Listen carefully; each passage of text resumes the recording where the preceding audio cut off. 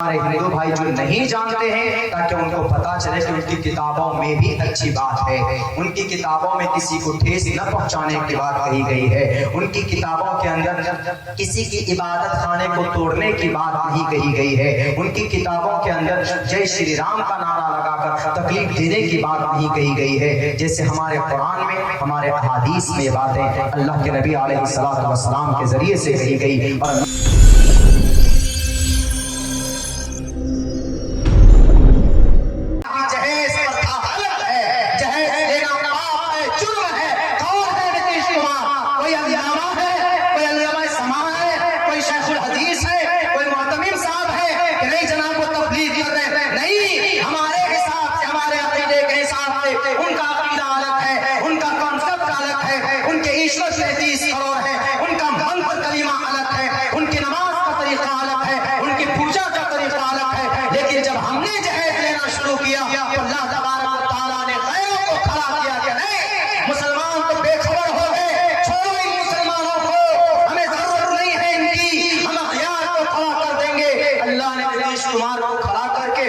जहेज के ऊपर देखिए काम ले रहा है। अगर कोई जहेज ले रहा है शादी में तो रिपोर्ट कर दीजिए, उसकी हाथ कड़ी लगाने के लिए पुलिस भेज देता है।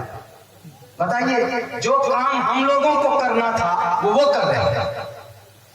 शराब की पाबंदी हम में होनी चाहिए थी ना, कि नहीं मुस्लिम माशरे में कोई भी नौजवान शराब नहीं पिएगा, लेकिन हमारी छोड़कर शराब के ऊपर बैन कौन लगाया? वो लगाया बिहार के सीएम साहब ने। आपके उड़ीसा के सीएम साहब तो माशाअल्लाह बहुत गुड है, अल्लाह उनको हिदायत की तौफीक दे और अमन और सुकून का माहौल बनाए रखने की तौफीक दे, दुआ करते। लेकिन देखिए, अखियार से अल्लाह काम ले रहा है कि नहीं ले रहा है? हम लोग लाख तकरीर करते हैं, फिर भी हमारे मुस्लिम रात को टुन्न होकर पड़ जाते हैं।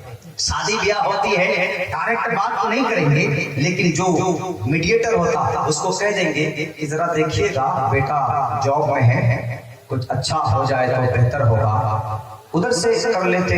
मेरे भाइयों, बस ये बात जहन में बैठा लीजिए कि जब हमारे एतबार से, हमारी तरफ से शरीयत में कोई कमी होती है, जब हम शरीयत से दूर होते हैं, जब हम अपने झुंड से बाहर निकल जाते हैं, तो फिर चरवाहा जो होता है ना, चरवाहा, तो फिर वो एक मिसाल मशहूर है कि पहले जमाने के अंदर कि बकरियों के रेवड़ को एकजुट करने के लिए कुछ कुत्ते होते थे। कुत्ते, अगर कोई बकरी इधर से उधर चले जाए तो उनको एकजुट झुंड में लाने के लिए उन कुत्तों को छोड़ दिया जाता था। तो ये उसी मिसाल के मानिंद है। आज हमारी मस्जिदों में बुलडोजर चल रही है, आज हमारे अजान पे पाबंदी लग रही है, तो आप क्या सोच रहे हैं?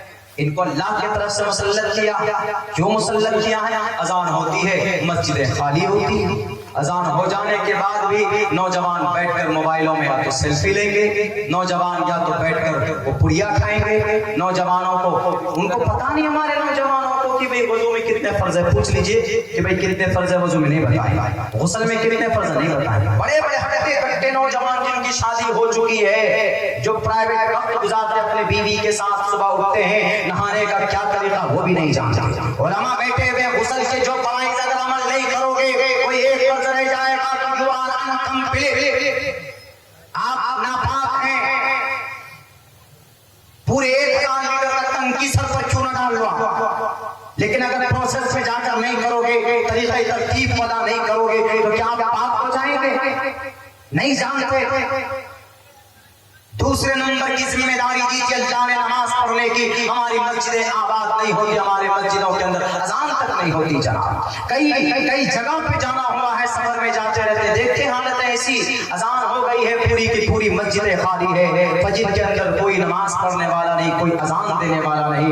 एक दो आदमी आते हैं, नमाज पढ़कर चले जाते हैं। याद रखो मेरे नौजवानों, मेरे मुस्लिम भाइयों, अगर आपकी मस्जिदों में आज कोई बुलडोजर चलाता है तो ये हमारे गुनाहों का नतीजा है। ज़हरल फसाद फिल बर्रि वल बहरि बिमा कसबत ऐदिन नास, तुम्हारे करतूत की वजह से, लोगों के गुनाहों की वजह से, आमाल बद की वजह से फसाद पैदा होता है ये खुश्की में और समंदर के अंदर। इससे अपने आमाल को सुधारने की कोशिश करो नौजवानों, अपनी जिंदगी के अंदर तब्दीली लाने की कोशिश करो नौजवानों, अपनी जिंदगी अपनी जवानी की अहमियत को समझो।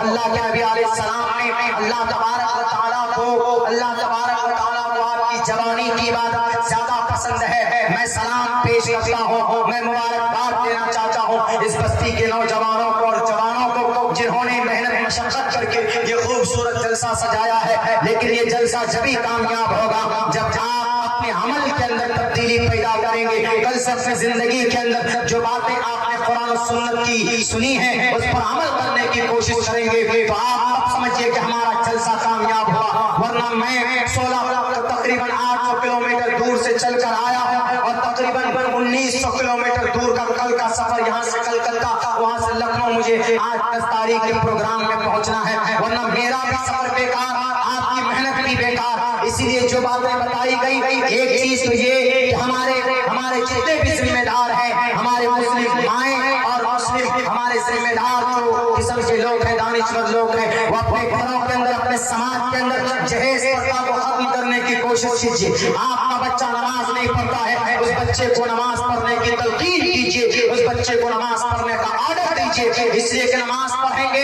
तो अल्लाह से करीब होंगे। आदमी अल्लाह के सबसे ज्यादा करीब कब होता है? जब कोई नमाज पढ़ता है। क्यों? क्योंकि आदमी नमाज जब पढ़ता है तो सजदा करता है, सजदा, और सजदे की जो घड़ी होती है ना, वो अल्लाह तबारक व तआला को बहुत पसंद, अल्लाह के नजदीक सबसे पसंदीदा अगर घड़ी कोई है, अल्लाह पसंद करता है बंदे के किसी फैल को तो सजदे को ज्यादा पसंद करता है। क्यों पसंद करता है? क्योंकि आदमी अपना सब कुछ झुका देता है अल्लाह के। ये अल्लाह देखो मैं कुछ नहीं हूँ, कुछ भी नहीं है, मट्टी में नाक, पेशानी, 100 अस्त्र, अंग, 8 पार्ट्स ऑफ बॉडी, हाथ है, नाक है, पेशानी है और घुटने हैं और अंगूठे हैं उनके, 8 के जरिए और झुकाकर अल्लाह को वो लम्हा, वो घड़ी बहुत पसंद है कि देखो ये उद्योगपति है, ये होम मिनिस्टर है, in spite of that he get down and their all parts of body, कि देखो सब कुछ झुकाकर मेरे सामने सब कुछ झुका दिया है। अब अगर सजदे में जाकर सजदे में जाएंगे और यूं बोलेंगे सुभान रब्बियल आला, पाक है, साथ है हमारा गौरव जो आला है, बरतर है। अब बताइए आपकी जिंदगी के अंदर अल्लाह से जब आप दुआ करेंगे तो तब्दीली होगी कि नहीं होगी? अल्लाह के करीब होंगे कि नहीं होंगे? मेरे हिंदू भाइयों, आप अपने दिमाग में ये भूसा मत पैदा कर। उन हिंदू भाइयों को कह रहा हूँ जो आज तशद्दुद की बात करते हैं, जो आज सिर्फ ये कहते हैं कि हमारा झंडा भगवा झंडा है। मुसलमानों का मजहबी क्या झंडा मुसलमानों को मालूम नहीं। आपका मजहबी झंडा क्या? मजहबी झंडा जानते हैं? नहीं जानते। हमारा तो एक ही झंडा, हम तो इतना जानते हैं। ज्यादातर सबको यही मालूम है कि हमारा एक झंडा है। कौन सा? तिरंगा। वो तिरंगा हमारा देश का झंडा हुआ। जैसे हिंदू भाइयों का भगवा झंडा, गिरवा झंडा उनका मजहबी झंडा, सनातन धर्मी झंडा। आप मुसलमान हैं, आपका कौन सा झंडा? You don't know. बताऊंगा आखिर के अंदर, उससे पहले नहीं बताऊंगा। तो अल्लाह के नजदीक होने के लिए हमारे उलमा और अहादीस में भी ये बात आई। या तो आप कुरान की तिलावत कीजिए, जब कुरान की तिलावत करेंगे तो गोया आप अल्लाह से बात कर रहे हैं। और ज्यादा करीब होना है तो रातों को तहज्जुद पढ़िए और सजदे में जाकर के दुआ कीजिए अल्लाह तबारक व तआला से। क्या है अपने हिसाब से अरबी के अंदर या दिल ही दिल के अंदर क्या मसला क्या है, क्या तरतीब, क्या तरीका होगा, उलमा इकराम ज्यादा बेहतर बताएंगे। लेकिन मैं इतना कहूंगा कि सजदे में जब बंदा जाता है तो अल्लाह को अमल बहुत पसंद है। मैं हिंदू भाइयों से यूँ कहूंगा कि अगर मुसलमान सजदे में जाकर यूँ कहता है सुब्हान रब्बियल आला, रुकू में जाता है तो पढ़ता सुब्हान रब्बियल अज़ीम, तो आपको ये गलत नहीं लगना चाहिए। आपके ग्रंथ में प्रश्नोत्तरी, ये नई किताब आई है सामने मेरे, प्रश्नोत्तरी में लिखी है एक बात। क्या उस प्रश्नोत्तरी में ये लिखा है के हेतु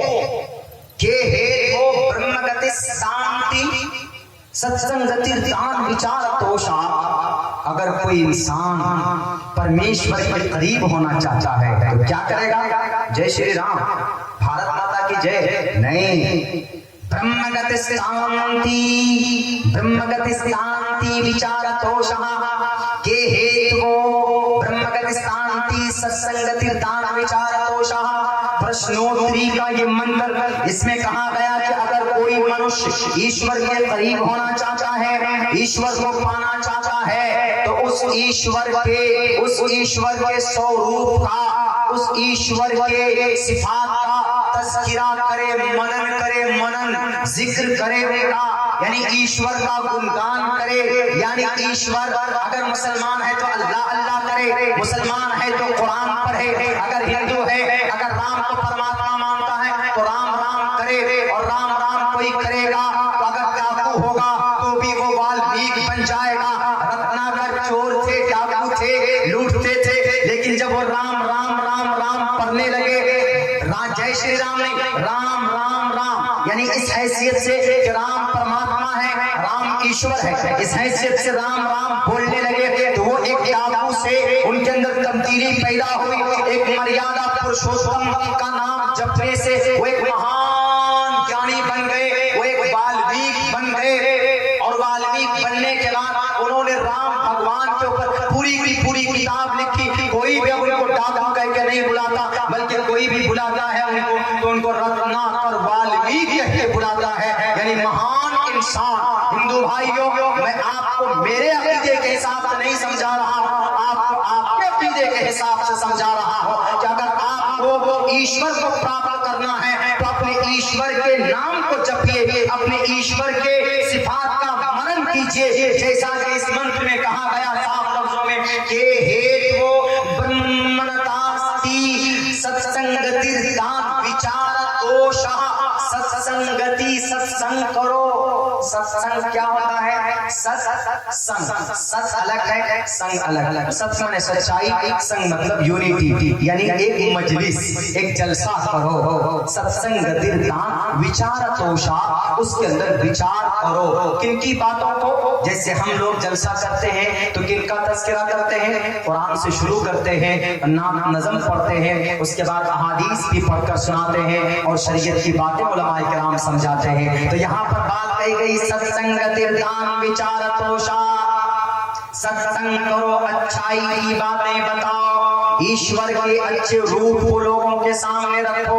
ईश्वर एक है कि दो है कि तीन है, उनकी बातों को लोगों के सामने रखो कि ईश्वर एक है, एको देवा सर्वभूतेषु गूढ़ः। उस ईश्वर के अनेक नाम हैं। शन्नो ओम, शन्नो ओम आकार मकार सकार, ओम शन्नो वरुणा, वही वरुण है। शन्नो मित्रा, वही मित्रा है। शन्नो मित्रा भवत्वर्यमा, शन्ना ब्रह्मा बृहस्पति, ब्रह्मा भी वही है, बृहस्पति भी वही। नमो ब्रह्मणे, हम नमन करते हैं उस ब्रह्मा का, उस पालने, उस पैदा करने वाले का। नमो ब्रह्मणे नमस्ते वायो तमेव प्रत्यक्षम ब्रह्मासि। और पूरी दुनिया के इंसानों उस परमात्मा की विशेषताओं का जिक्र करके उनके सामने ही नमन करो, उनके सामने ही अपने मुकद्दस पेशानी को झुकाओ, यानी सजदा करो। बताइए कितना अच्छा पैगाम। लेकिन बात वही आती है ना, राजनेताओं को खुश करने के लिए न इधर देखते हैं न उधर देखते हैं, बस भारत माता की जय, जय श्री राम का नारा लगा देते हैं। रामचंद्र जी की चरित्र उनकी किताबों के हवाले से देखेंगे तो बहुत अच्छे अच्छे काम उनके रहे। कहीं पर भी किसी भी जमाने में, किसी भी इलाके में किसी मस्जिद को नहीं तोड़ा या किसी इंसान को ठेस नहीं पहुंचाया। आप जमीन पर रहेंगे, किसी को ठेस पहुंचाएंगे, आप सोचेंगे कि हम दुनिया के सबसे अच्छे इंसान। नहीं, अल्लाह के नबी अलैहिस्सलाम फरमाते हैं कि कल क़यामत में जब बंदा अल्लाह के सामने लाया जाएगा तो अल्लाह तबारक व तआला पूछेंगे, ये इब्ने आदम, अल्लाह के नबी की हदीस है, मुसलमानों से नहीं मुखातब है, या इब्ने आदम, ए हिंदुओं, ए मुसलमानों, ए क्रिश्चियनों, ए दुनिया के इंसानों, या इब्ने आदम, मैं हॉस्पिटल में बीमार था, तुम मेरी इयादत के लिए आए। अल्लाह पूछेगा बंदे से, बंदे में अब्दुर्रहमान भी हो सकता है, बंदे में कुमार भी हो सकता, बंदे में यादव भी हो सकता, बंदे में चौजब भी हो सकता, बंदे में कोई भी हो सकता। या इब्ने आदम, अल्लाह के नबी की हदीस, लेकिन कितना अच्छा पैगाम। या इब्ने आदम, कल क़यामत में अल्लाह पूछेगा, है इब्ने आदम इधर आओ, इंडिया के होम मिनिस्टर साहब इधर आइए, पीएम साहब, प्राइम मिनिस्टर साहब इधर आइए। मैं बीमार था कोरोना काल में, लाशों के अंबार लगे हुए थे। आप आए थे हमारी इयादत के लिए? नहीं, सिर्फ टीवी चैनल से मन की बात बोलते थे। आए थे आप मेरे पास? अल्लाह पूछेगा, परमात्मा पूछेगा। तो कहने वाला कहेगा कि अल्लाह आपको क्या जरूरत थी? आप तो अल्लाह है, आप तो ताकतवर थे, आप तो सर्वशक्तिमान है, आप तो पालनहार है, आप तो पूरी दुनिया को पालते हैं, पूरी दुनिया को आपने पैदा किया, आप बीमार कैसे पड़े? तो अल्लाह तबारक व तआला कहेगा कि इब्ने आदम, मैं नहीं, तुम्हारे पड़ोस में, तुम्हारे मुल्क में, तुम्हारे गांव में एक शख्स बीमार था, जो गरीब था, जो कमजोर था, जिसके पास पैसे नहीं थे। तुम मालदार थे, वो बीमार था, पैसों की वजह से वो मर गया, उसका इलाज नहीं हो पाया, उसका ट्रीटमेंट नहीं हो पाया। क्या तुम गए उसके पास? अगर तुम चाहते तो मुझको तुम वहां पाते। वो मेरा बंदा था, मैं था। दूसरे नंबर पर अल्लाह कहेगा मैं भूखा था, तुमने मुझे खाना खिलाया। मुसलमानों से सवाल नहीं होगा मेरे भाइयों, इब्ने आदम से सवाल होगा, आदम के बच्चों से सवाल होगा कि मैं भूखा था, मुझे खाना खिलाया तुमने। तो बंदा कहेगा कि अल्लाह आप कैसे भूखे रह सकते? आप पूरी दुनिया को खिलाते हैं, रब्बुल आलमीन। आप विष्णु हैं, आप विष्णु हैं, आप जगत गुरु, आप जगतपति थे, आप तो पूरी दुनिया को आपने पैदा किया, तो सबको आप ही खिला रहे हैं ना, तो आपको क्या जरूरत पड़ी? आप कैसे भूखे हो सकते थे? It's impossible, I can't believe you. आपको नहीं हम एतमाद कर सकते। अल्लाह कहेगा कि मैं भूखा था, तुम्हारे पड़ोस में, तुम्हारे करीब में एक दलित था, एक कमजोर था, एक लाचार था, एक माइनॉरिटी के लोग थे। जहांगीरपुरी की कमजोर लोगों के ऊपर तुमने बुलडोजर चलाया था। मासूम बच्चे वो जूस बेच कर अपने स्कूल के खर्च को पूरा करता था, लेकिन तुमने अपने अनाप को, अपनी सीट को खींचने के लिए तुमने अनाप शनाप ऑर्डर लाकर तुमने गरीब के झुग्गियों को तोड़ दिया था। मैं वहां पर भूखा तड़प रहा था, लेकिन तुम्हारा कोई मंत्री नहीं आया, तुम्हारा कोई संतरी नहीं आया। तो उस वक्त हमारे बंदे भूखे थे, अगर तुम उनको खाना खिलाते तुम मुझे वहां पर पाते। इससे पता चलता कि गरीबों को खाना खिलाना गोया अल्लाह को खाना खिलाना है, गरीबों की मदद करना गोया के ईश्वर की मदद करना है। इन नेताओं की बातों पर अमल मत करो। हमारे हिंदुस्तान के हमारे भोले भाले हिंदू भाई को तबाह कर देगा, मरने के बाद की जिंदगी भी आपके तबाह बर्बाद कर देगा, और दुनिया के अंदर भी चैन से रहे नहीं देंगे आपको। अल्लाह कहेगा तीसरा सवाल, मुझे प्यास लगी थी बहुत ज्यादा, मैं बहुत प्यासा था, तुमने मुझे पानी पिलाया। अल्लाह के वो बंदा कहेगा कि अल्लाह आप तो पूरी दुनिया को सैराब करते हैं, पानी की जरूरत पड़ती है तो आप पागल को भेज देते हैं, हमारे खेतों को सैराब करते हैं। आप तो बिस्लरी बेहतरीन लग सकते थे, आप तो शरबत पी सकते थे, आपको क्या जरूरत पड़ी? आप कौन बोल देते तो फयकून हो जाता। What is need to this thing, इसकी क्या जरूरत है? तो अल्लाह कहेगा कि नहीं, मेरा फलां बंदा बहुत प्यासा था, बहुत प्यास लगी थी, प्यास की वजह से तड़प कर मर गया। कर्नाटक और फिर राजस्थान और महाराष्ट्र के कुछ इलाके में चले जाइए, वहां पर पानी कम से कम 2000, 2500, 3000 फीट नीचे पानी मिलता है।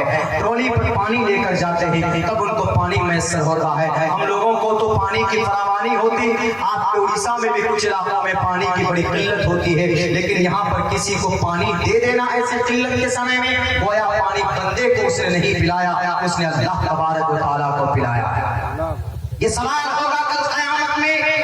अल्लाह के नबी अलैहिस्सलाम की हदीस है, ये हदीस सिर्फ मुसलमानों के लिए नहीं है, बल्कि अल्लाह के नबी अलैहिस्सलाम ने ये पैगाम पूरी दुनिया के इंसानों को दिया।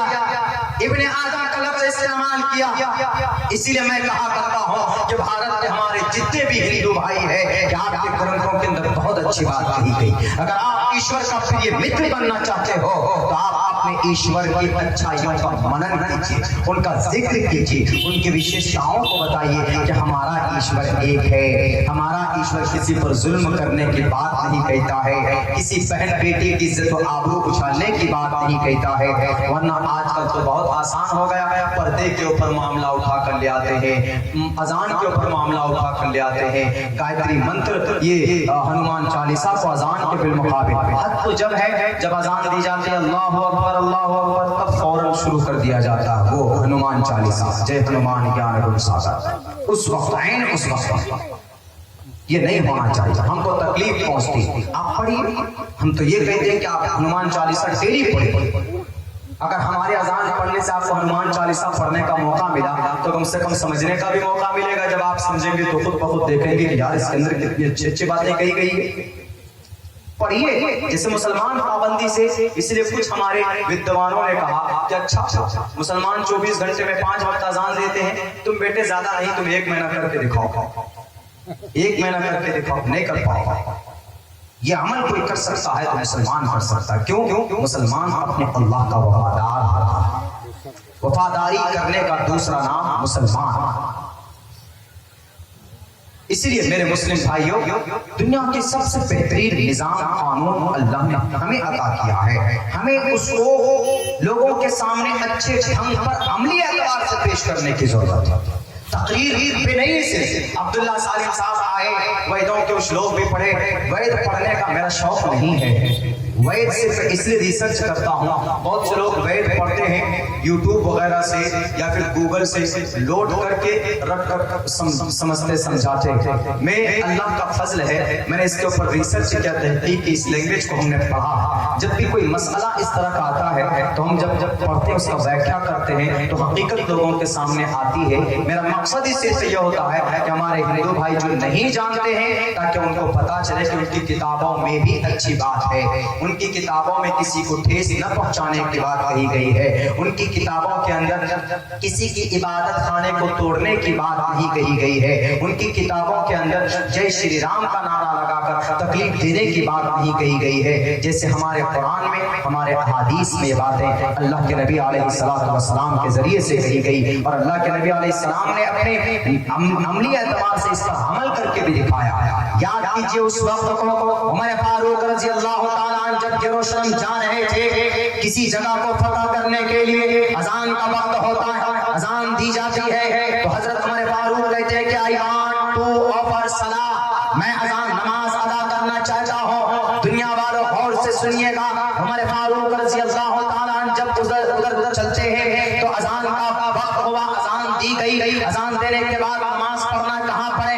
तो उस वक्त के जो क्रिश्चियन थे, उस वक्त के जो मजूसी थे, तो उन्होंने ये कहा, कोई इबादत, कोई किसी अलग कम्युनिटी के लोग थे, उन्होंने कहा कि यही अमीरुल मोमिनीन है, इनकी अदालत तो बहुत मशहूर है, इनका इंसाफ तो बहुत मशहूर है, आज देखने का मौका मिला। उन्होंने कहा कि उमर फारूक आइए, हम आपको कब से देखना चाहते थे, आइए हमारा ये चर्च है, आप नमाज पढ़ना चाहते हैं ना, आइए चर्च के एक हिस्से पे आप नमाज पढ़िए, हम आपको इजाजत देते हैं। उमर फारूक ने क्या कहा? दुनिया वालों याद रखना मेरी इन बातों को, सुनना और फिर तहकीक करना मेरी इन बातों को। जो इल्जाम लगाते हो ना कि बड़े बड़े बादशाह आए, मंदिर को फतह किया, मंदिर को तोड़ा, क्रिश्चियन के चर्चों को तोड़ा, गुरुद्वारे को तोड़ा, इस्लाम के धर्म को बदनाम करने के लिए ये इल्जाम लगाते हो। अगर मंदिर तोड़कर मस्जिद बनाई जाती या चर्च को तोड़कर मस्जिद बनाई जाती तो उमर फारूक का ये जवाब सुनना। उमर फारूक रज़ी अल्लाह तआला अन्हु ने कहा कि नहीं भाई, तुम मुझसे मोहब्बत करते हो, बहुत अच्छी बात है, लेकिन मैं तुम्हारे चर्च में, मैं तुम्हारे इस गिरजाघर में नमाज नहीं पढ़ूंगा, क्योंकि अगर मैं नमाज पढ़ूंगा तो मेरे सहाबी भी नमाज पढ़ेंगे, मेरे सहाबी नमाज पढ़ेंगे, कल चलकर हमारे सहाबा इकराम ये कहेंगे कि उमर फारूक ने नमाज पढ़ी ये चर्च पर, इसलिए इस चर्च को कब्जा करो। और सहाबी की तलवार जब उठती है तो कोई ताकत उनका मुकाबला नहीं कर सकती। तो लोगों के बीच में ये बात फैल जाएगी कि उमर फारूक ने जबरदस्ती आक्रमण करके उस चर्च को, उस कलीसा को, मैं जालिम नहीं, मैं नमाज नहीं पढ़ूंगा, मैं आपकी दावत को कबूल करता हूँ। उमर फारूक चर्च के बाहर नमाज पढ़कर चले गए, क्योंकि उमर फारूक जानते थे जुल्म के तौर पर किसी की इबादत खाने को तोड़ना, किसी की इबादत खाने के ऊपर कब्जा करना, ये इस्लाम का तरीका नहीं है। पहले उसको समझाया जाता, पहले उसको बुझाया जाता, पहले उसको बताया जाता, तब नहीं मानता, आक्रमण करने पर उतरता है, तब इस्लाम कहता है कि हाँ उसका मुकाबला करो, तब जाकर उसके ऊपर मुकाबला करके उसके ऊपर कब्जा किया जाता। वरना इस्लाम किसी की इबादत खाने को, किसी की इबादत गाह को तोड़ने की परमिशन न आज देता है, न 1450 साल पहले दिया था। इसीलिए इस्लाम पर एतराज करने वालों की मस्जिद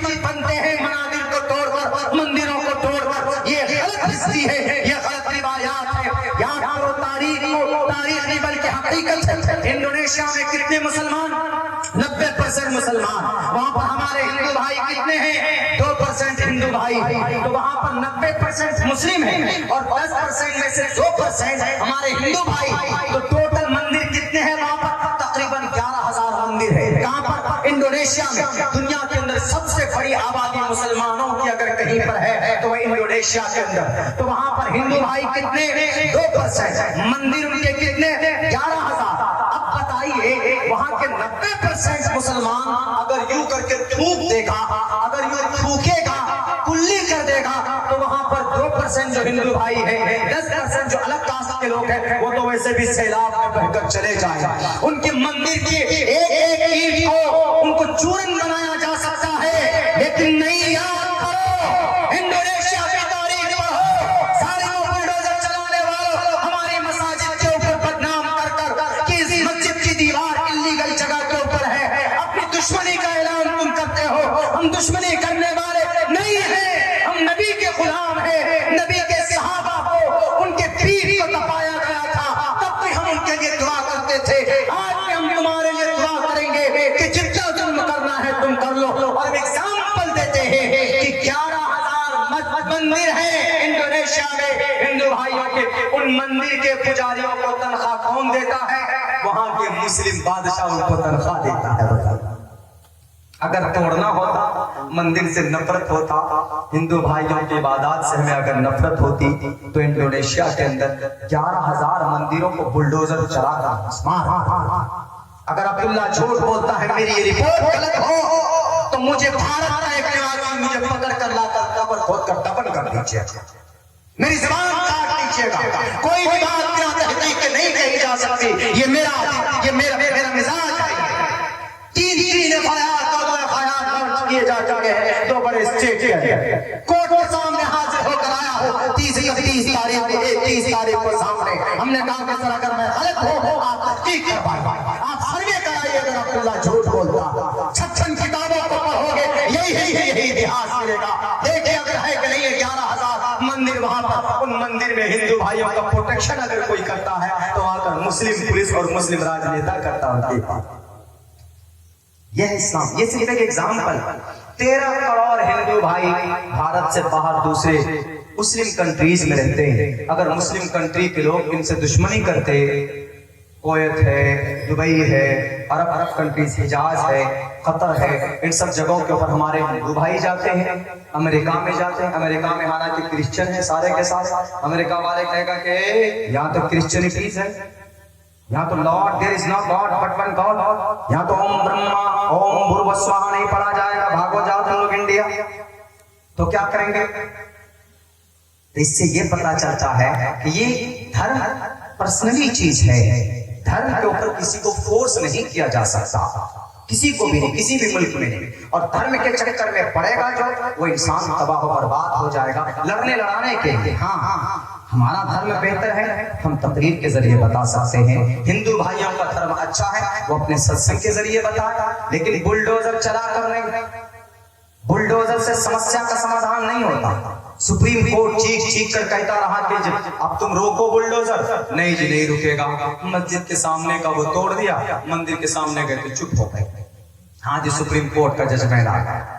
मस्जिद के सामने से भी पहले 1.5 घंटा पहले आ गया। जमीयत उलमा हिंद की जुर्अत को सलाम, उन्होंने सुप्रीम कोर्ट में जाकर पिटीशन दाखिल की और उनके ऊपर कार्रवाई हुई कि किसी की बिल्डिंग को, किसी की इबादत खाने को तोड़िए, लेकिन कानूनी प्रक्रिया प्रोसेस में जाकर के तब तोड़ दो।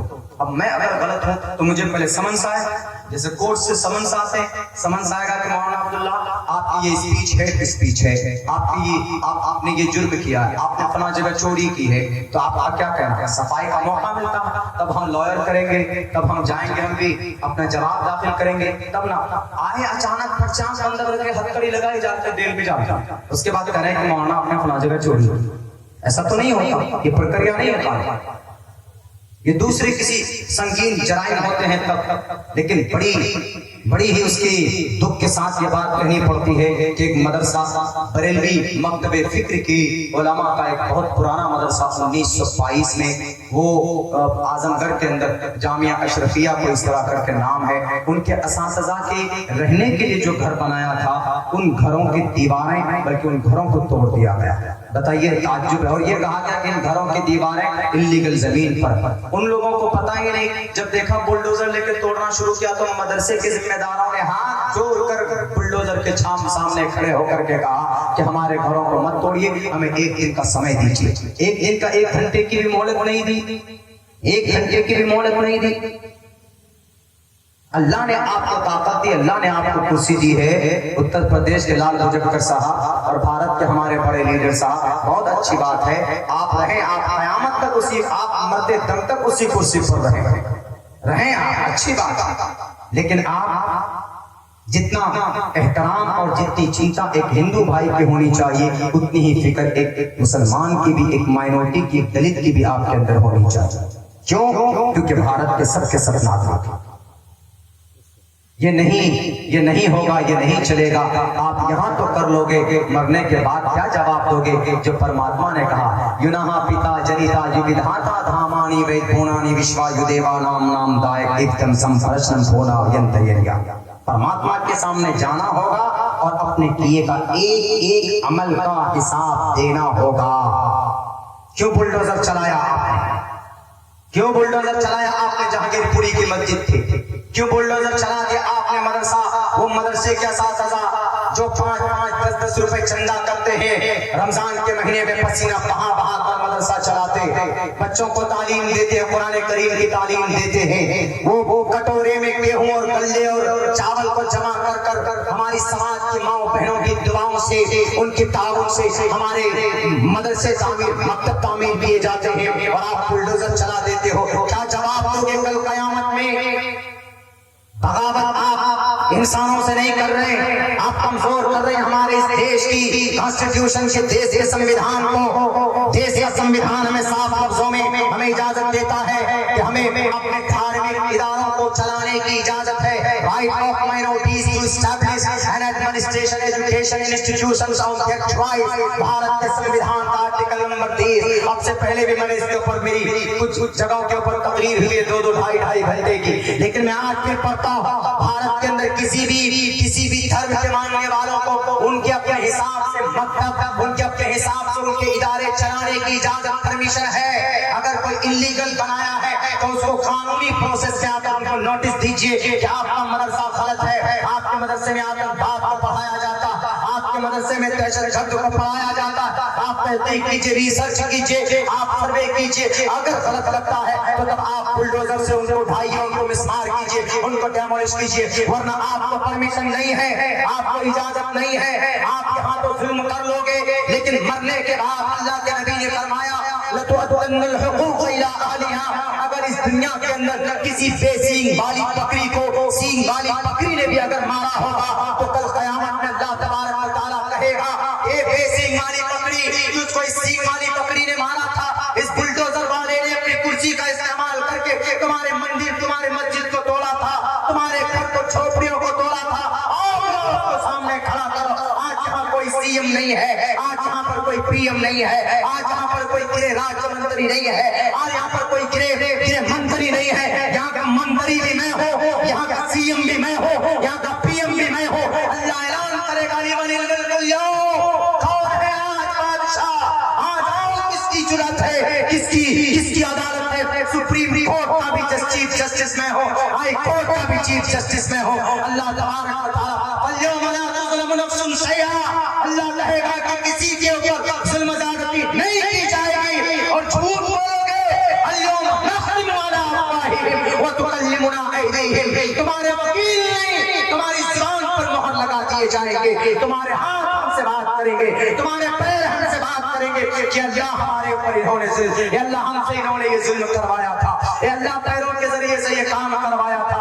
अल्लाह तबारक व तआला कहेगा क्या एक हक दिया जाएगा, इंसाफ दिया जाएगा।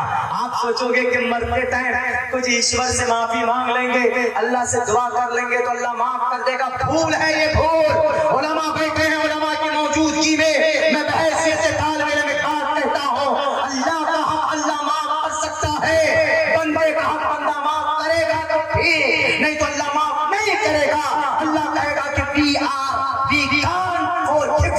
मैं तुम्हें माफ नहीं कर सकता। क्यों?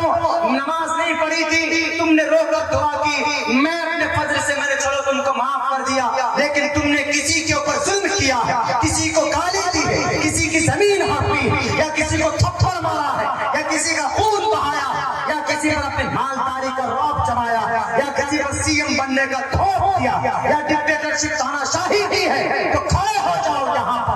किसके ऊपर? अब्दुल्ला सालिम को जेल किया था, मौलाना फला साहब को जेल किया था, मौलाना मुफ्ती समी साहब को जेल किया था, मौलाना कलीमुद्दीन साहब को जेल किया था, और जो दज्जाल के वो घूम रहे थे, किस जुर्म में जेल किया था? आओ मैदान में। क्यों जेल किया था? जवाब दो। जवाब कुछ नहीं होगा। अल्लाह कहेगा इन जेल करने वालों के जितने भी नेकियां हैं, पुण्य है, ये इन लोगों को, इन मजलूम को दे दो और इनको जन्नत भेज दो, और जो जालिम है, जुल्म करने वाले हैं, उनका गुनाह, उनका जालिम मजलूम के गुनाह जालिम के ऊपर डाल दिए जाएंगे और उनको घिसेट कर जहन्नम में फेंक दिया जाएगा। ये निजाम है कि नहीं? हुकूकुल इबाद में ये बहस आती है कि नहीं आती? और दुनिया में हम मुसलमानों इस चीज का हम लोग एहतराम करें। वक्त चूंकि बहुत हो चुका है मेरे भाइयों, मेरे साथियों, बहुत 12:15 बज चुके हैं। बस 1-2 मिनट में हम अपनी बात खत्म करते हैं। बातें तो कहने को कई घंटे कही जा सकती है, लेकिन काम की बातें जो भी हो, जिन उलमाए किराम की जुबान से भी हम सुने, ये नहीं कि कोई खास, बल्कि यहाँ बहुत बड़े बड़े उलमाए किराम हैं जिनकी मेहनत से आपके इस शहर, आपके इस सूबे उड़ीसा के अंदर अल्हम्दुलिल्लाह पुरअमन माहौल कायम, और बड़े बड़े जय्यद उलमाए किराम को जिन्होंने पैदा किया आपकी इस धरती। मैं बहुत गर्व महसूस करता हूँ जब इस एरिए में आता हूँ। मौलाना मुफ्ती जलालुद्दीन साहब अमीर शरीयत मरहूम, वो मुझे बहुत वो याद आ गए। मैं एक जगत सिंहपुर कोई जगह है, काली शरीफ साहब का कोई मदरसा, मैं भूल गया हूँ सिंह किधर है। मैं सबसे पहले वहां आया था तो वहां दस्तार बंदी का एक जलसा था। मैं छोटा सा तालिब इल्म हूँ, छोटा ही हूँ, हर एतबार से मैं छोटा हूँ। उन्होंने कहा कि आपको बयान करना, मौलाना फजीलत कुरान पे बयान करना है, उसके बाद दुआ फला मेहमान पर आएंगे। और सदर साहब होते और एक मौलाना मंजूर साहब थे जो अदीब भी हैं, पतले करके हैं, वो शायद मरहूम हैं, मरहूम हो गए या हयात से हैं। अगर हयात से हैं तो अल्लाह उनकी उम्र में दराजी दे, अगर वो चले गए तो अल्लाह उनकी दर्जात को बुलंद फरमाए। उन दोनों बुजुर्ग ने हमको लिख कर दिया, बल्कि मौलाना जलाल साहब हमको लिख कर देते थे एक पर्चे पे, क्या मौलाना अब्दुल्ला साहब आप हमारे बेटे समान हैं, इस बात का ख्याल रखें बयान करते हुए कि हम लोग उड़ीसा में 2.5 से 3% में हैं।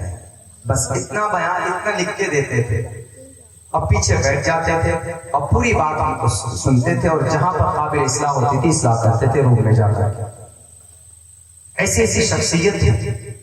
इल्म के समंदर अभी जैसे अमीर शरीयत हैं, मौलाना अब्दुल्ला साहब है, मौलाना मुफ्ती नकीबुल अमीन साहब बहुत दुआएं देते। गर्व होता है इन अकाबिर के बीच में, इन इलाकों में अगर हम आकर बयान करते हैं, बातचीत करते हैं, तो डर भी लगता है लेकिन फख्र भी होता है कि भाई इनके बीच में जाने का, इस्तिफादे का कुछ मौका मिला। तो पहले कहे बहुत सारी कीमती बातें आप लोगों के सामने में आ चुकी है। हज़रात उलमाए किराम की अमल करने की बस सख्त जरूरत है। इस वक्त हालात बहुत खराब है, भारत इतने खराब है, इतने खराब है कि आप सोच नहीं सकते। अगर मैं एक एक चीज बयान करूं, मुझे वही बात आती है मौलाना जलालुद्दीन साहब से 2.5%, वरना क्लियर करके हम आपके सामने रखते कि क्या क्या साजिशें चल रही है। सन 2024 तक इस पूरे देश को इशारतन कहना, पूरे देश को एक राष्ट्र बनाने के पूरा मेथड तैयार है, पूरा मेथड। अजान है, नमाज है, पर्दा है, तलाक है, ये टेलर है, टेलर। फिल्म रिलीज होने से पहले नौजवानों से पूछे, कोई पिक्चर रिलीज होती है 2-2.5 घंटे की, तो उसका 3 से 2.5 मिनट का टेलर रिलीज होता है। उससे पता चलता है कि ये फिल्म कितनी हिट होगी, या फिर शौक बढ़ाने के एक टेलर है। तलाक के ऊपर पहले बिल ऑर्डिनेंस ला करके एक टेलर था कि देखते हैं कि कितना विरोध होता है। पर्दे के ऊपर कानून बनाया, पर्दे के ऊपर भी कानून बन गया। जजमेंट आया, कानून नहीं, एक जजमेंट आया। कहाँ का? कर्नाटका हाई कोर्ट का कि पर्दा it is not essential part of Islam, कि पर्दा जरूरी नहीं। अब से पहले यही किसी 2-2.5 महीना पहले आता तो मैंने कहा था कि पर्दा जरूरी नहीं है कि हाई कोर्ट ने कहा, हालांकि पर्दा इतना जरूरी है कि कुरान में 7 आयतें वुजूब पर दलालत करती हैं। वुजूब पर क्यों अम्र कहां अम्र है कुल्लिल मुमिनात या निसाअन नबी लस्तुन्न कअहदिन मिनन निसानि तक़ैतन फला तखज़ाना, और भी कहा गया युदनीना अलैहिन मिन जलाबिबिहिन वक़रन फी बुयूतिकुन्न वला तबररजन तबर्रुजल जाहिलियतिल ऊला। अरबी के अंदर जब अम्र आता है तो वुजूब पर दलालत करता है, हुक्म के ऊपर, ऑर्डर के ऊपर निशानदेही करता है। 7 आयतें और 17 हदीस मुबारक ऐसी है जो पर्दे के वुजूब पर दलालत करती है। और अल्हम्दुलिल्लाह आपके उड़ीसा में बहुत अच्छा माहौल है पर्दे के ताल्लुक से। उसके बावजूद भी उन्होंने क्या कहा कि पर्दा it is not essential integral part of Islam, यानी पर्दा इस्लाम में जरूरी नहीं। बताइए क्यों? क्योंकि हमारा अमल देखा कमजोर है। भारत के अंदर 5% मुस्लिम महिला पर्दा करती है, तो उन्होंने देखा कि अगर पर्दा जरूरी होता तो 100% मुस्लिम पर्दा करती, लेकिन जब देखा कि अमल कमजोर है तो इसलिए उन्होंने फौरन ये सोचा कि इसका मतलब पर्दा जरूरी नहीं है। फौरन वहां से ऑर्डर आ गया। अब इस ऑर्डर पर क्या हुआ, इस ऑर्डर के ऊपर छोटी सी बहस हुई, थोड़ी कॉन्फ्रेंस हुई और थोड़े से जलसे जुलूस हुए और थोड़ा सा एहतजाज हुआ, ठंडे बस्ते में डाल दिया। सिर्फ 6 बेटियां थी जो सुप्रीम कोर्ट पहुंची, हाई कोर्ट पहुंची, वरना किसी की तरफ से इतनी मजबूत दावत उनको नहीं मिल पाया। उन बच्चों ने शिकायत भी की कि कहां है हमारे जवान, कहां है हमारे दानिश्वर लोग जो पढ़े लिखे, जो अच्छे लॉयर हैं, जो जस्टिस हैं और जो जिम्मेदार किस्म के हैं, उनको हमें सपोर्ट चाहिए उनका। आए हमारे साथ मिलकर, हमारी भी तो सुस्ती है ना, जब कान में हम तेल डालकर सो जाएंगे तो अल्लाह तबारक व तआला हलाल खान के जरिए से बुखारा समरकंद को तहस नहस किया था, और फिर बगदाद को तहस नहस किया था, और फिर जनाब पूरी जो इस्लामिक ऐसे बड़ी बड़ी हस्तियां जहां इमाम बुखारी, अबू दाऊद, तिरमिजी ये लोग पैदा हुए, अल्लाह ने ईंट से ईंट बजा दी इन जालिमों के, इन हुक्मरानों के जरिए। चूंकि वहां पर भी कुछ इसी तरह के मुसलमान आराम परस्त बन गए थे, जैसे यहाँ पर हमारे कान में कुछ रींग तक नहीं झोंकता, हम आवाज तक बुलंद करने की हिम्मत नहीं करते कि नहीं मौलाना पता नहीं क्या हो जाएगा। नहीं मेरे भाइयों, आपको कानून में, भारत के संविधान में इजाजत दी है, आप अपनी आवाज बुलंद कर सकते हो। फ्रीडम ऑफ स्पीच का क्या मतलब है, फ्रीडम ऑफ कॉन्शियंस का क्या मतलब है, फ्रीडम ऑफ एक्सप्रेशन का क्या मतलब है? It's your fundamental right. You have from 12 and 2-20-35 you have the lots of fundamental right. you raise your voice, आप अपनी आवाज बुलंद कर सकते हैं, आप अपने हक के लिए आप जा सकते हैं जुडिशरी के अंदर, लेकिन हरकत करेंगे तभी हो, नहीं तो सिर्फ बैठ कर अगर हम दुआ करेंगे तो मामला हल नहीं होगा। अल्लाह के नबी दुआ भी करते थे और सहाबा को जंगे बद्र में तलवार लेकर खड़ा भी किया था, तब जाकर अल्लाह की मदद आई थी। दोनों एतबार से हम एहतजाज भी करें, कानूनी लड़ाई भी लड़ें, और फिर हम अल्लाह से दुआ भी करेंगे तो इंशाअल्लाह तबारक व तआला जरूर भी जरूर अल्लाह तबारक व तआला हमको कामयाब करे। इसलिए अल्लाह से दुआ कीजिए कि अल्लाह तबारक व तआला हम तमाम मुसलमानों को कहने सुनने से ज्यादा अमल की तौफीक दी। खुसूसन नौजवानों, आपने जितनी मेहनत के साथ इस प्रोग्राम को सजाया, दूर दराज से आए हैं, अल्लाह आपको भी अमल की तौफीक दे और हमको भी उन बातों पर सख्ती के साथ, ताकीद के साथ अमल की तौफीक दे जो बातें हमने कही है आप लोगों के बीच में। अल्लाह इस जलसे को कामयाब करे। नौजवान साथियों की दिल की गहराई से मैं शुक्रिया अदा करता हूँ कि आपने हमें मौका दिया, आपने हमें कहने का मौका दिया। अल्लाह से दुआ करते हैं कि अल्लाह इस मुल्क के अंदर अमन व अमान, इत्तेहाद व इत्तेफाक के साथ हिंदू मुसलमानों के बीच में मोहब्बत और अखुवत और इंसानियत का रिश्ता, इसको कायम और दायम रखे। इस्तिकामत के साथ हम मुसलमान अपनी शरीयत के साथ जुड़े रहे। बहुत बहुत शुक्रिया, जज़ाकल्लाह। अस्सलामु अलैकुम व रहमतुल्लाहि व बरकातुहू। अच्छा, इस्लामी झंडा गया, जमीयत का झंडा देखा है, देखे ना जमीयत का झंडा जी। नए नए नात और मुशायरे के लिए MJ मीडिया न्यू को सब्सक्राइब करें और इस बेल आइकन को दबाएं ताकि वीडियोस देख सकें आप सबसे पहले।